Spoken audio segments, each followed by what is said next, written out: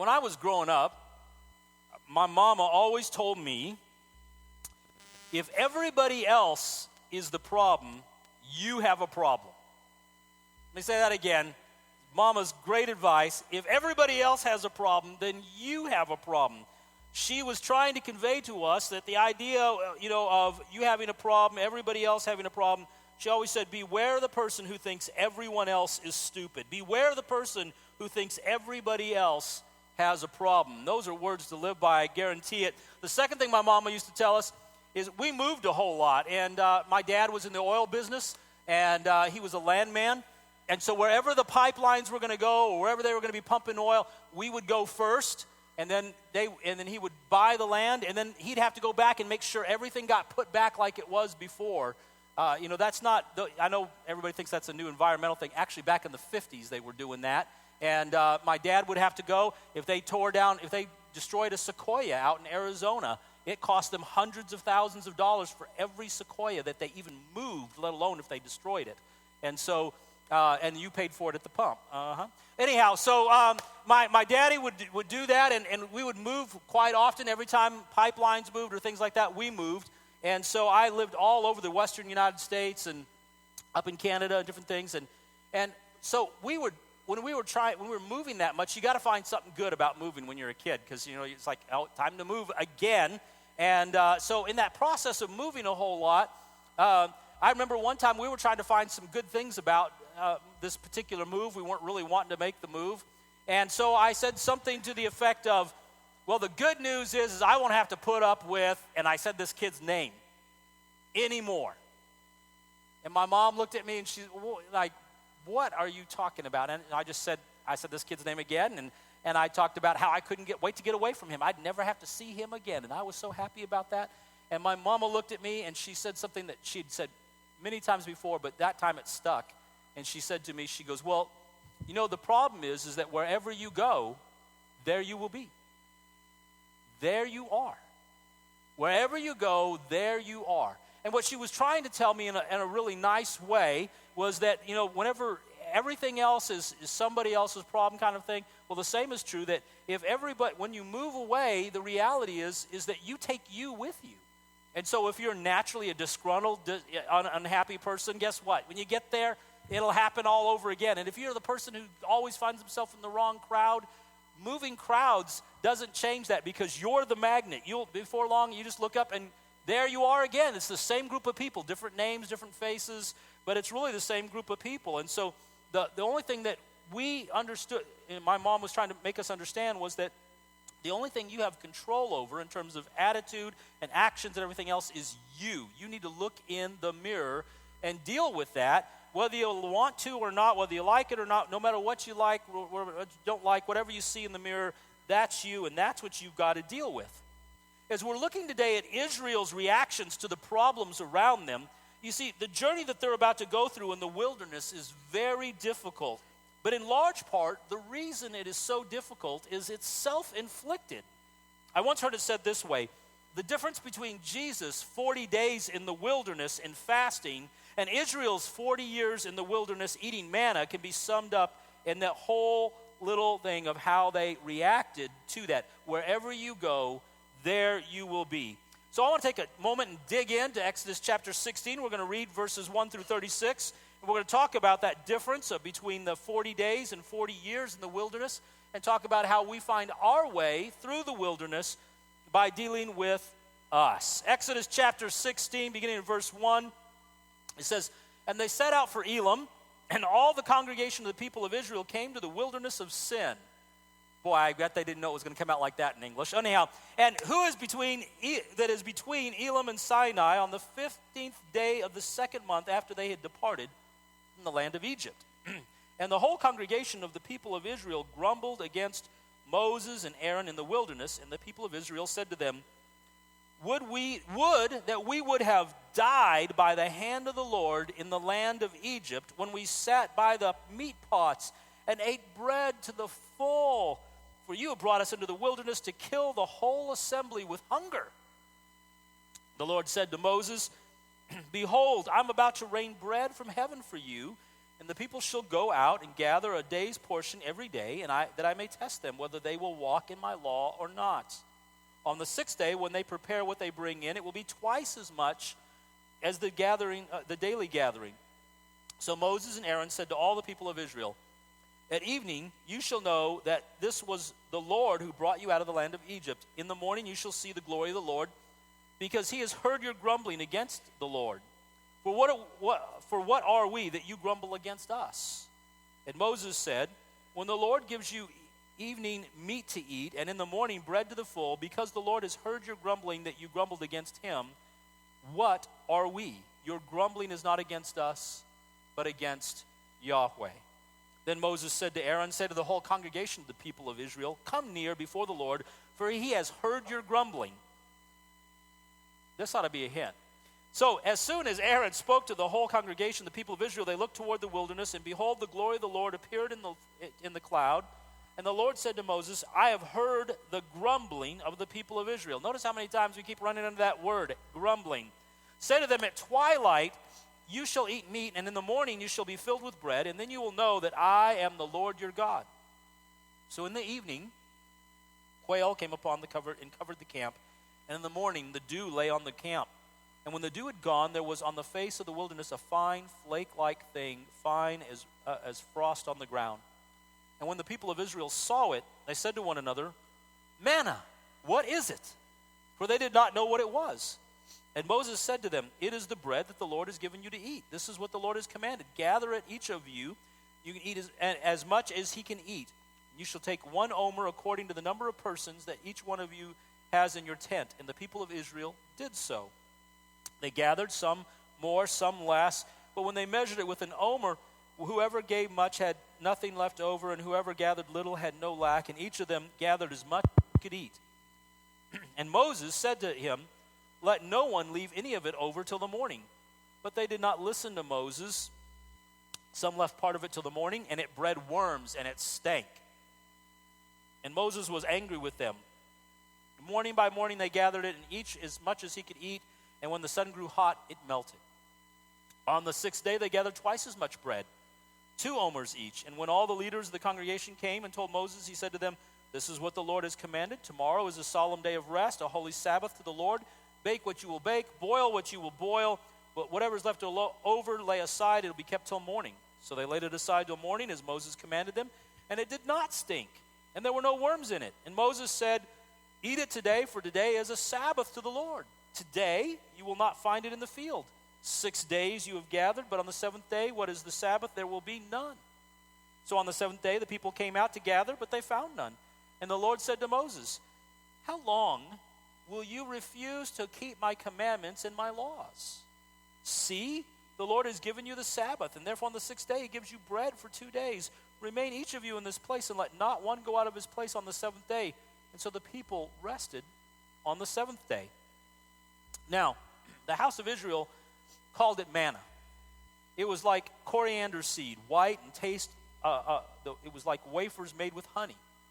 And Moses said, this is what the Lord has commanded. Let an omer of it be kept throughout the generations, so that you may see the bread with which I fed you in the wilderness, when I brought you up out of the land of Egypt. And Moses said to Aaron, take a jar and put an omer of manna in it, and place it before the Lord to be kept throughout your generations. As the Lord commanded Moses, so Aaron placed it before the testimony to be kept. And the people of Israel ate the manna 40 years till they came to a habitable land, and they ate the manna till they came to the border of the land of Canaan. An omer is a 10th part of an ephah. And so now you know, because I know you were wondering what an omer was, and now you know. It explained it right there, all questions answered, right? Okay, well anyhow, actually, you know what, can I get someone to do me a great big favor, and would somebody grab me a cup of water, because I am struggling with a cold, and I could really use a cup of water. Thank you. Well, you know, here's the thing, is that when we look at this whole situation, you know, as we get into the kind of the details of it, at the heart of it is this whole issue of Israel complaining, just constantly grumbling and complaining, carrying on and on. Thank you so much. And when you think about it, Israel, as I've said many times throughout this series, is just learning who God is, just like everybody in this process. They are not any more wise to who God is than the Egyptians are, because they don't have the books of the Bible yet. They've been living in a captivity. They've been there 430 years. If you want to just keep that in perspective a little bit, we haven't been a country 430 years. It's a little over 200 years as a country, and yet, and we come from all different lands. There's not a one of us in this room that I'm looking around that I believe, I could be wrong, there might be somebody, surprise me, but that we're not native to this land. This is not our native land. And yet we think of ourselves first as Americans. You might say, well, I'm Irish, or I'm German, or I'm African, or I'm Latino, or whatever else. But here's the deal. At the end of the day, we all call ourselves Americans. We have a common culture, an expectation of society, and things like that. We are Americans, and you know what? They were Egyptians. They were Israelites, but they were really Egyptians for all intents and purposes. 430 years is a long time for a culture to get absorbed into another culture. So that's who they were.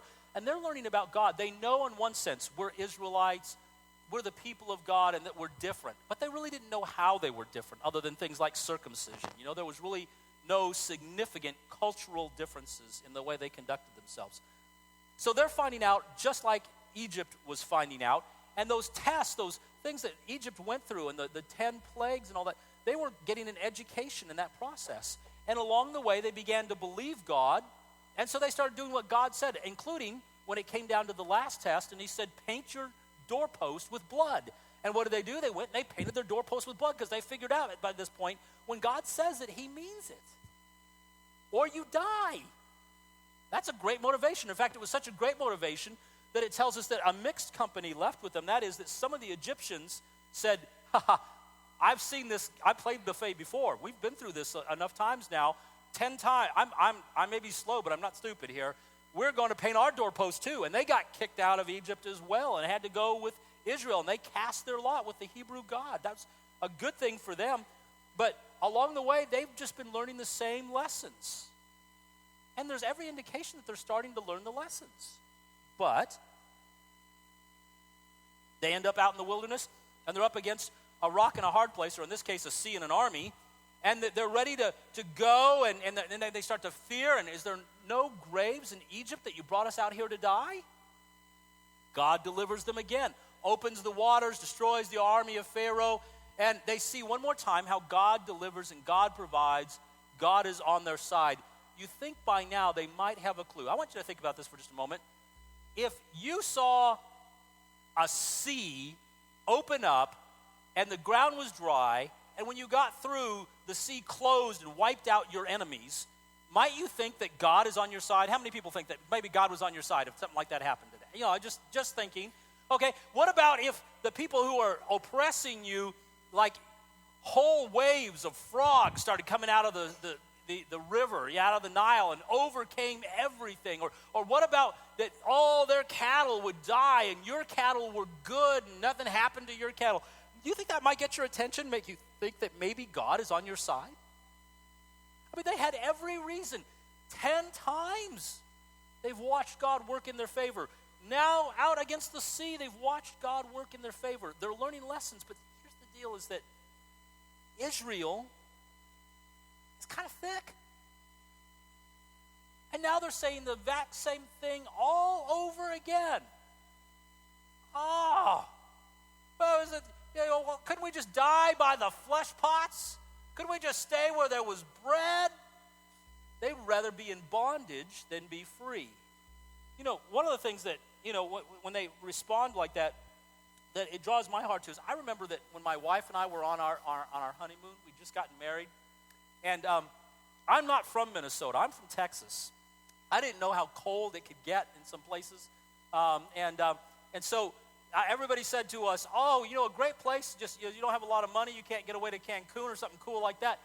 Just go a little bit north, of here, and you can go to Thunder Bay, Ontario. There's gorgeous waterfalls, and it's roaring and loud, and it's gorgeous. So just go on up there. Do you know what? Those just roaring falls don't roar in January. It was so cold, the oil froze in the car. And when I called the guy and I said, hey, can you help me out? I've got a 75 Volvo. And the guy started laughing. He goes, you must be a Yank. And I went, why'd you say that?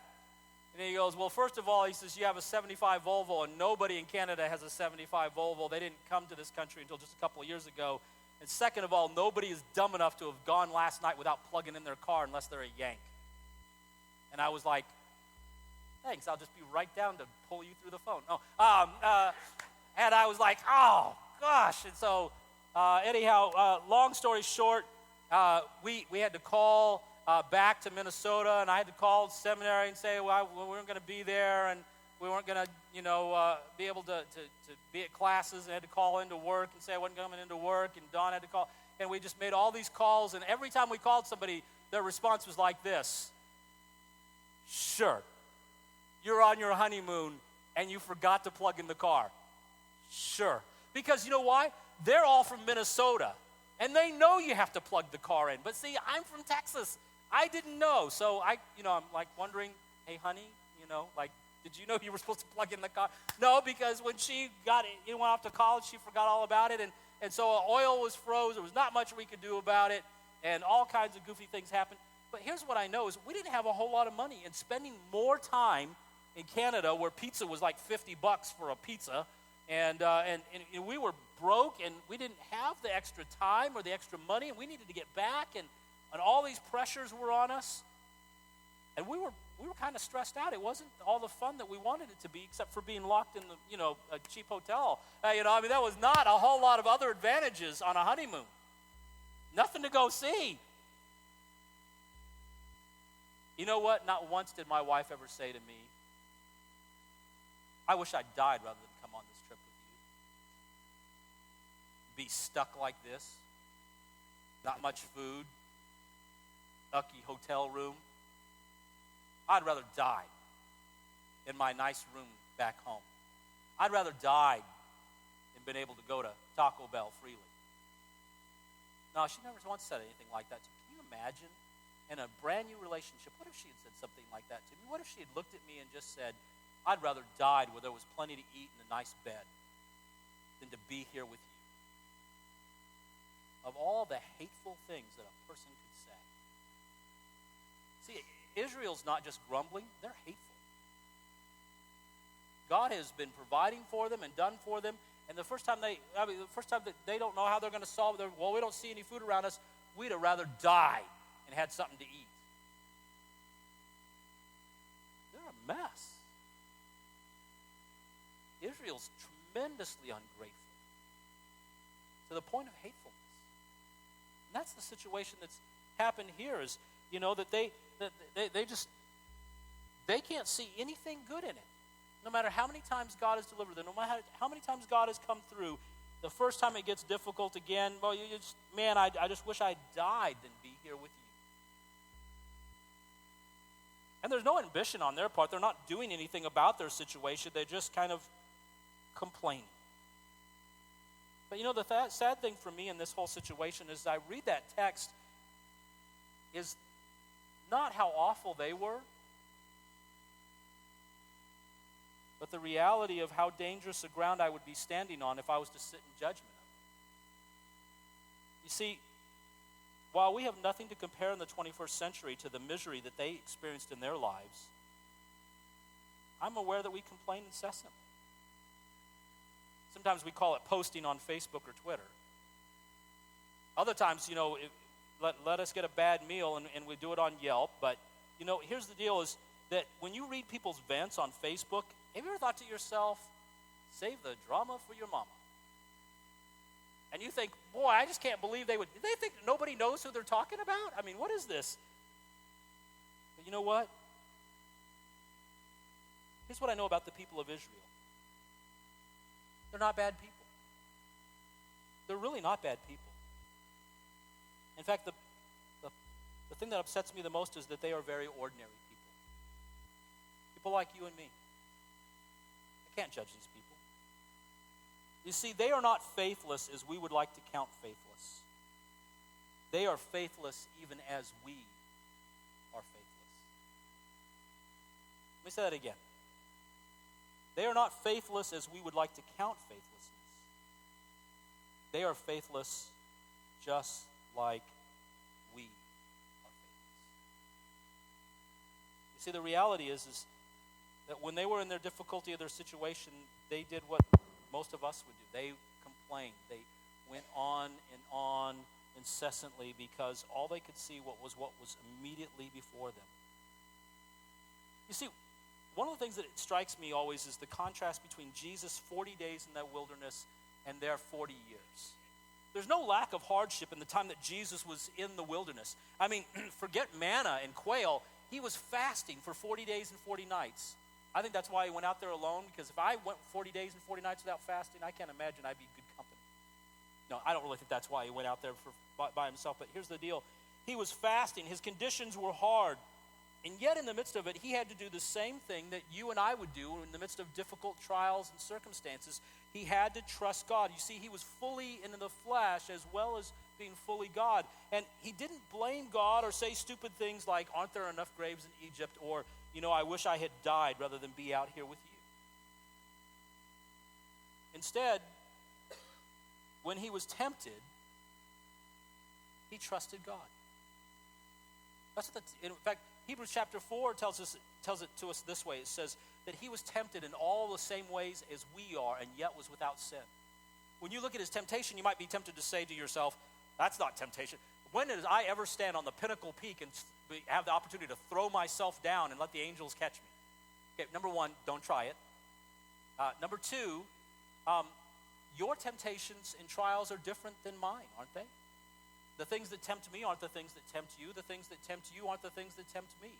I can guarantee you that I have never, ever been tempted to have an extra serving of beets. I can tell you, if you've ever had that temptation, we do not share the same temptations.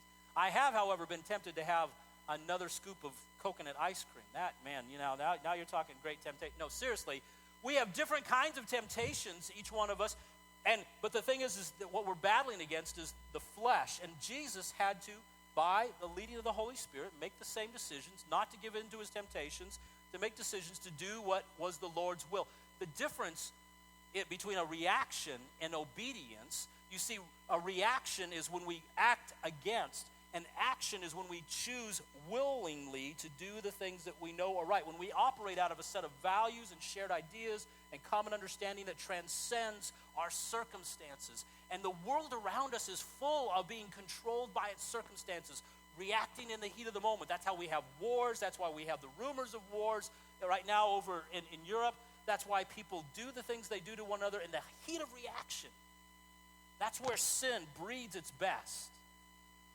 But the reality is that for you and I, that the place where we find our strength in God is in values and the things that we believe that transcend the heat of our circumstances, the heat of the moment. We're not situational ethics people, and yet oftentimes we function out of that same kind of modality. We start thinking just like the whole rest of the world, and we just want to respond to the things that are happening right now rather than being intentional, trusting, and obeying the Lord.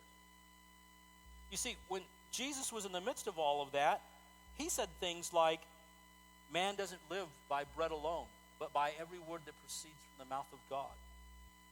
He said when he was tempted to worship and to find the shortcut, it says to worship the Lord your God only, and him only shall you serve.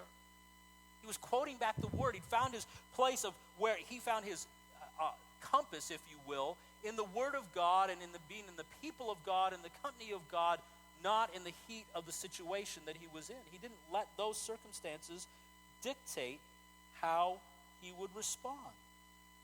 You see, when Jesus was hungry, he was really hungry. Either that or you and I put our faith in something that's really empty.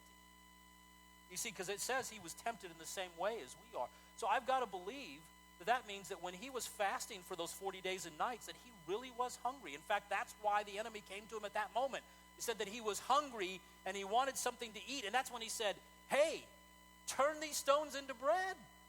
It was a real temptation that Jesus really resisted out of a matter of who he had his confidence and trust in. And Israel Israel was serving the same God. And even, not even in the equally difficult of circumstance. And yet they just reacted. Aren't there graves back in Egypt? I'd rather die than be out here with you. Significant difference in the way they acted. I really believe that the difference in those 40 years and the 40 days was the response to God in the midst of their trial and their circumstance. You see, they got to the promised land pretty quick, actually. When you follow the rest of the story and you read through the book of Exodus, you realize it didn't take them that long to get there. And when they got there, they once again didn't put their trust in God. Instead, what we read is again and again and again, grumbling and complaining, grumbling and complaining. Every circumstance that comes their way, they don't go, "Oh God, we're so glad you're on our side, and would you help us solve the situation?" They go, couldn't we have just died back in Egypt? At one point, God is about to give them their wish. They're grumbling and complaining about wanting to die in the wilderness, and God says this to Moses: "You know what? Move out of the way, and I'm going to wipe out all of them." Now, he can put up with Egypt for a whole year and through 10 major trials. He can put up with Israel in the land of Israel for 200 years of listening to the prophets about points of repentance. But he's not making it 40 years with these guys because he's already had enough of all their grumbling and complaining. They just cannot see what is right in the middle of any. Their trust is not in God. They're not putting any hope in God. They are just, every time something comes up, it immediately goes right to that same response every time. I wish we would die. You ever seen a kid do stuff like that? You know the kid that collapsed in the grocery store and falls down dead and wails and everything, and everybody walks by going, "Glad that isn't my kid."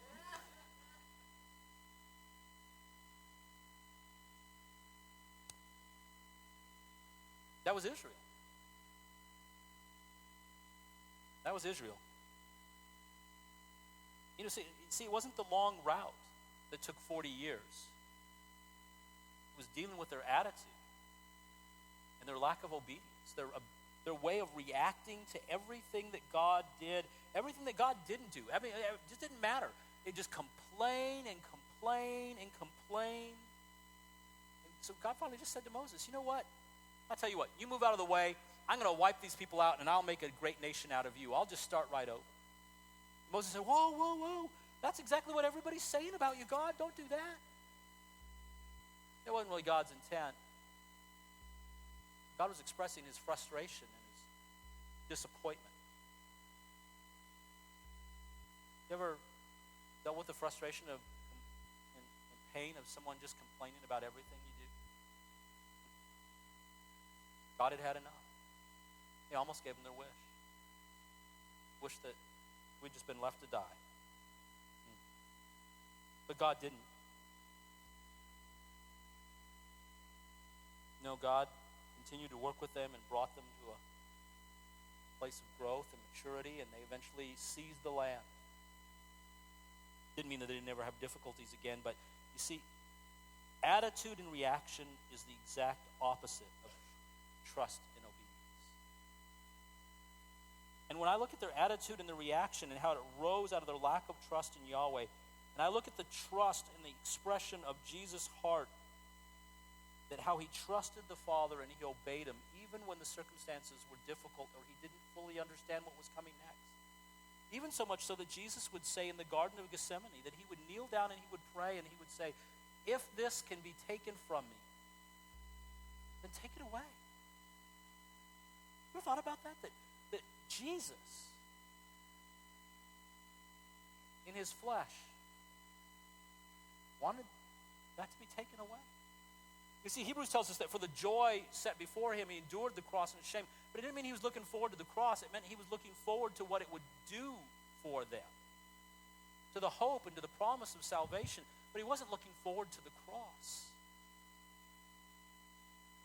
But Jesus in his flesh subdued the will of the flesh, and outside of his circumstances, opted to trust and to obey and purchased for us our salvation.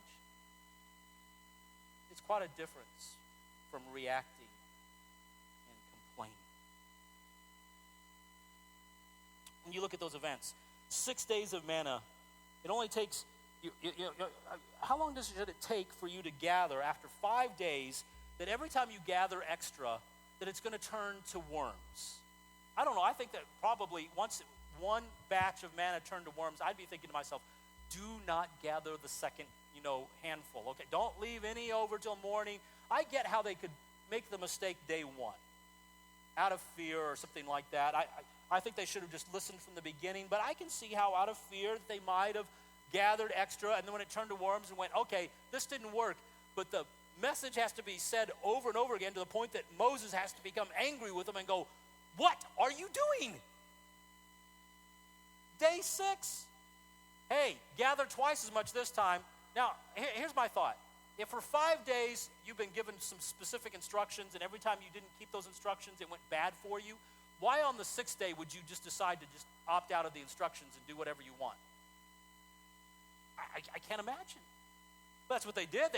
Some of them didn't gather any at all, and they were like, hey, whoa, time out, I'm hungry. Well, I guess this is your day of fasting and prayer to work on your attitude. And to come into compliance with what God's doing in your life. I could see why maybe the first Sabbath that they doubted, but why would they keep doubting? Why would they keep kicking against the goat? On one occasion, on the occasion when God gives them quail. I don't know about you, but I don't eat a lot of quail, but man, oh man, when I get some quail to eat, that's a pretty good pickings. I like quail, man.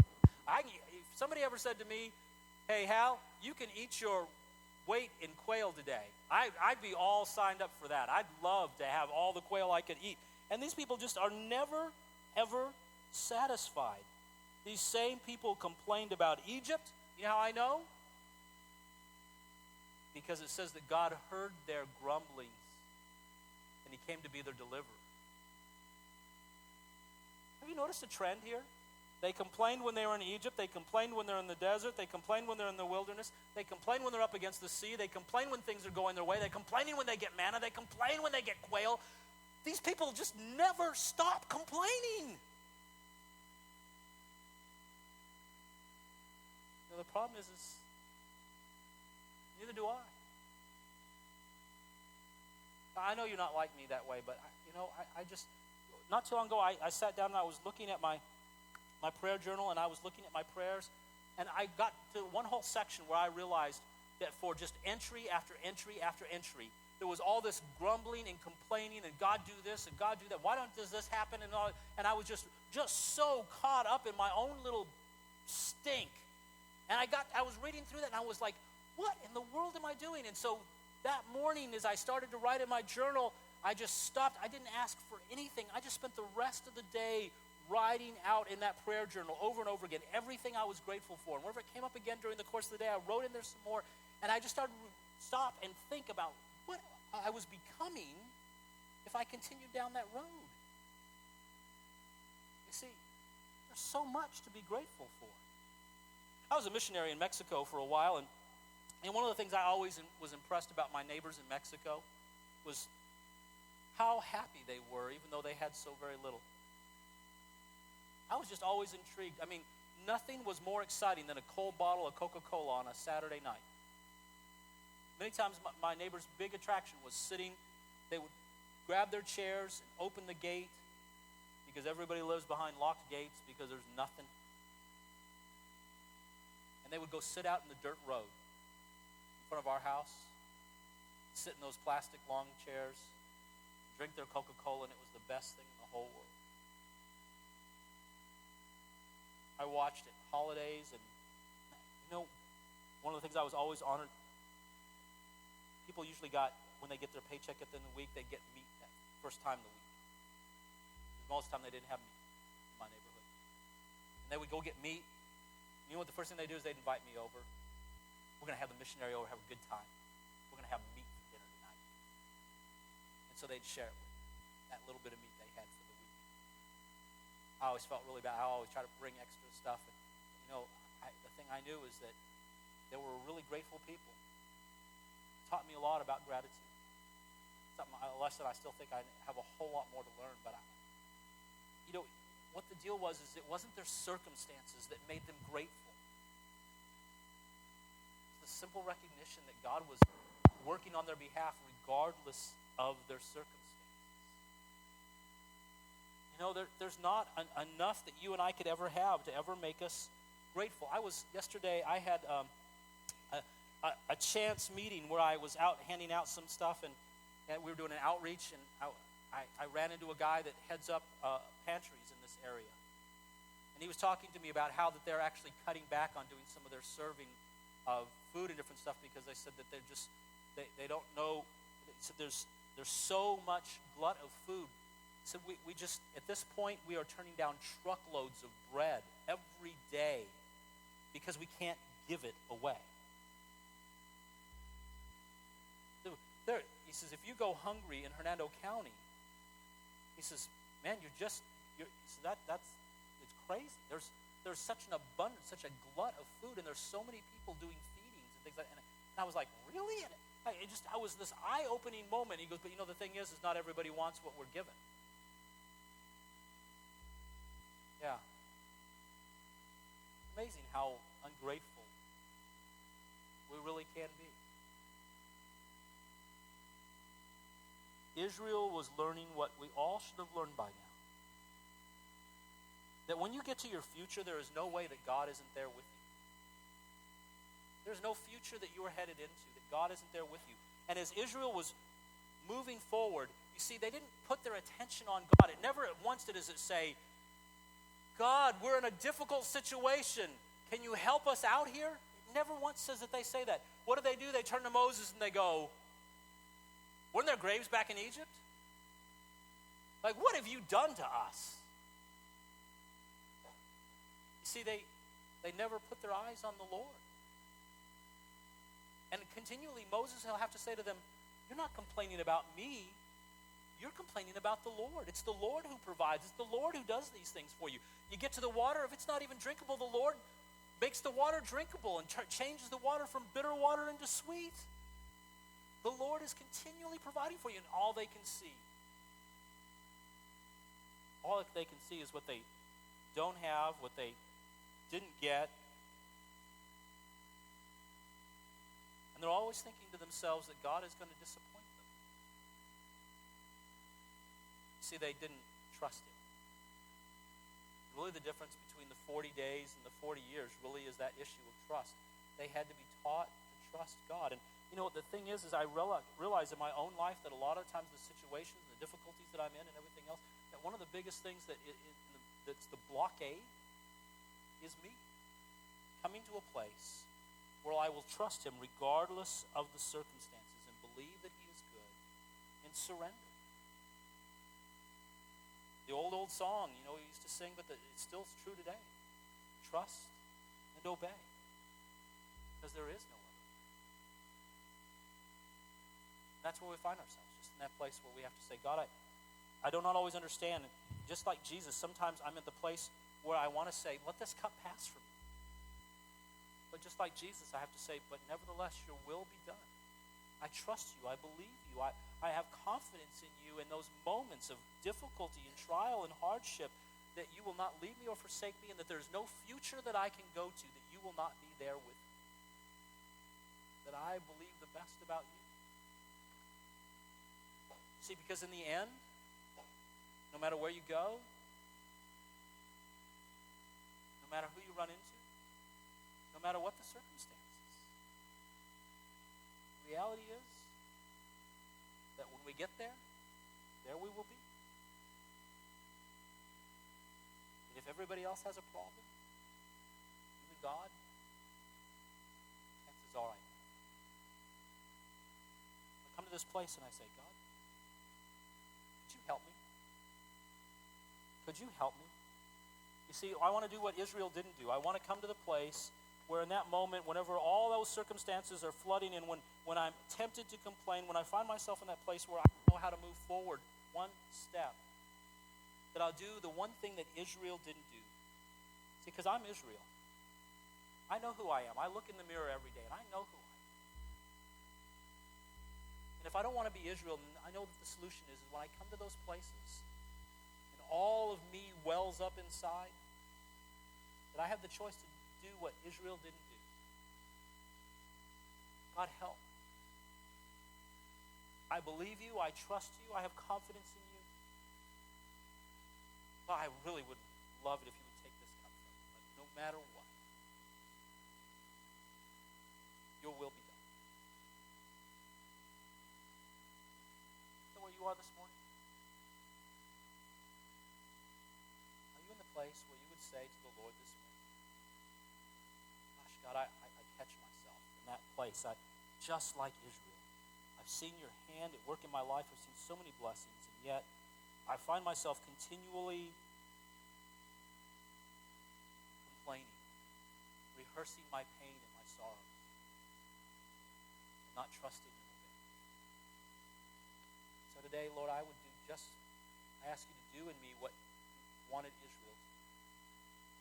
Would you bring me to that place where I just surrender and say, I trust you, I obey. I don't always fully understand it, but God, I believe.